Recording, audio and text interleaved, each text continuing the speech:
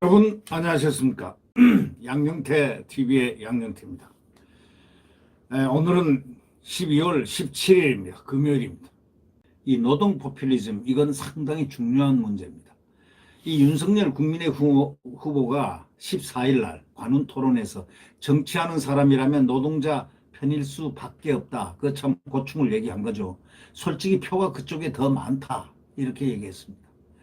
윤 후보는 다음 날인 15일 한국노동조합 총연맹, 이 한국노총은 건전노총입니다. 한국노총과 민주노총인데 한국노총은 건전한 노동자의 그 역사성이 있는 그런 운동을 하는 바로 고유한 그런 브랜드입니다. 한국노총이 정상노총이고, 민주노총은요, 잘 아시지 않습니까? 민주노총은 노총이라고 저는 얘기하고 싶지 않습니다. 정치단체입니다. 좌파 정치단체죠.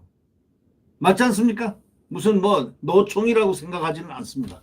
이 노동조합의 가장 그 본사는 한국노총 맞습니다. 저는 한국노총이 노총의 가장 중요한 모체라고 생각합니다. 근데 그 한국노동조합 총연맹과 간담회에서 공공부문 노동이사제와 공무원 교원 타임오프제 이런 거에 찬성 입장을 밝혔습니다. 네.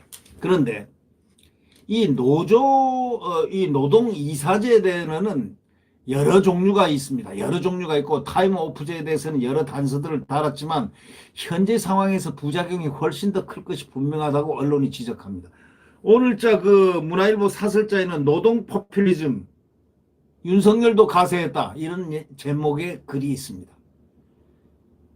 공공부문 노동이사제가 도입될 경우에는 민간기업 확산은 시간 문제입니다. 그렇기 때문에 이 공공기관은 사실상 노사, 또 경영, 이런 기관으로 자칫 잘못하면 변질돼 가지고 국민이 개피를 볼 수 있는 그러한 상황에 도달할 수도 있다. 이런 지적을 지금 하는 이 전문가들의 말을 갖다가 귀를 기울여야 됩니다. 그러면 이거를 윤 후보가 몰랐을까요? 알죠. 노동 포퓰리즘에 가세한 것과 다름이 없는 지금 행태를 보이고 있다는 이 언론사, 이 사설자의 지적, 이거는 보통 심각한 얘기가 아닙니다. 산업별 노조로의 전환이라든가 이런 노동관련법의 근원적 재정비를 주장하는 김종인 총괄선대위원장의 소신이 영향을 미쳤습니다. 이 김종인이가 독일 옛날에서 독일 공부를 했는데 지금 독일에서는 2000년대부터는 말이죠. 2000년대부터는 바로 거기가 이 노동이사제를 맨 처음 했던 나라인데 이제 그게 퇴조하고 있습니다. 이제 없어지고 있다고요. 이게 폐해가 많아서. 그런데 그 전에 공부를 거기서 독일에서 공부했다고 그러던데 이 김종인이가 거기서 독일 걸 많이 모방을 합니다. 모방을 한 것 같은데 노동 포퓰리즘에 대한 것, 이런 부분을 갖다 김종인 씨가 이번에 많이 얘기를 했다라는 이런 설이 지금 오가고 있습니다. 예. 그러니까 총괄선대위원장 이 사람은 자기가 안 하면 안 되는 겁니다. 꽉 쥐어틀고 있습니다. 윤 후보는 공공부문 노동이사제에 대해서 적대적으로만 볼 문제가 아니라 생각한다고 이렇게 좀 소극적 동의를 표했지만 공무원 노조 타임오프제에 대해서는 납세자인 국민이 받아들일 수 있는 내용까지 포함해서 첫발에 내딛는 게 중요하다, 이렇게 얘기했습니다. 그러나 이 노동이사제는요, 본산이 아까도 얘기했지만 독일입니다. 독일에서 유명무실하게 된 제도입니다. 이제 차용을 안 하는 제도입니다. 과거에 했다는 거예요. 2000년 이후부터는 안 합니다. 예.